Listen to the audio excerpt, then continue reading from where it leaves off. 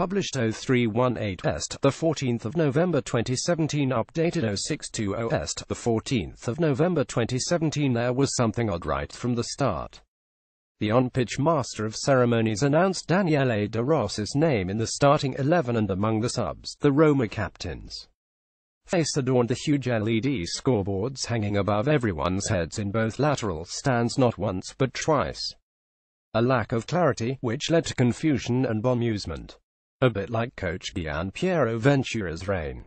Corriere dello Sport called for everybody out as La Gazzetta dello Sport led with the end. Italy's exit on Monday night reflected the confused reign of manager Gian Piero Ventura Italy. Supporters in a pub in Milan react to the shocking exit at the hands of Sweden. The Italy squad looked dejected after failing to break down Janne Anderssons' visitorsAfter the 0-0 draw. Italy failed to reach the World Cup for the first time since 1958. At the end, the Swedes raced towards the fans tucked away high in the third tier in the Curva Sud. The majority of people in the ground were in silence, not anger. There was no whistling, but disbelief. Perhaps that is what happens when you haven't missed out on a World Cup for almost 3 generations. You don't know how to react. Morning's newspapers tried to take stock. Corriere dello Sport called for everybody out as La Gazzetta dello Sport led with the end over a picture of Gianluigi Buffon. Corriere della Sera and La Repubblica also had the tearful veteran on the front pages. For the last 3 months the Azzurri have been poor. They haven't convinced in any way. Sweden played them at their own game, defending deep and time-wasting.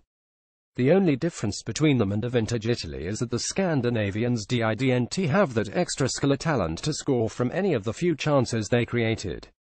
Corriere della Sera and La Repubblica had a picture of Gianluigi Buffon on the front. A supporter at the San Siro reacts after Italy failed to reach the World Cup finals in Russia. Strictly speaking, the goal in Stockholm was a lucky deflection off De Rossi. So in 180 minutes they couldn't find the net on their own. The match at San Siro could have gone on until December, and Janne Anderssons' players would have scored. The hosts had the majority of possession and were positive. Jorginho was calm and inventive. Manolo Gabbiadini showed some clever touches. Andrea Bellotti came off the bench and looked like a man on a mission. Alessandro Florenzi was lively. Substitute Stefan El Shaarawy was incisive and a problem for the tiring Swedish defense, but it wasn't enough. The Swedes dropped further and further back, packing the last third of the pitch, resembling bright yellow towers. Buffon left in tears after Italy failed to qualify for the World Cup via the playoffs. Sweden's players celebrate after they managed to reach the World Cup by drawing with Italia. Tearful Gianluigi Buffon said that his international career was over and apologized live on TV. He also intimated that Daniele De Rossi, Andrea Bizzarri and Giorgio Chiellini were on the verge of quitting the Azzurri. The one exit that is beyond doubt is that of Ventura. His spell has been painful. A good man and an excellent club coach, the national team was a step too far. At one point on Monday night he sent an assistant to tell De Rossi to warm up, but the veteran allegedly replied, "What the hell am I coming on for? We have to win, not draw," and pointed towards Flair player Lorenzo Insigne close to him on the bench. Daniele De Rossi was caught on camera complaining to members of the Italy backroom staff. De Rossi told Ventura's assistant, "Why the hell should I go on?" and pointed to Lorenzo Insigne. Sebastiano Venazza of Gazetta dello Sport gave the 69-year-old boss 3 out of 10 in his match ratings.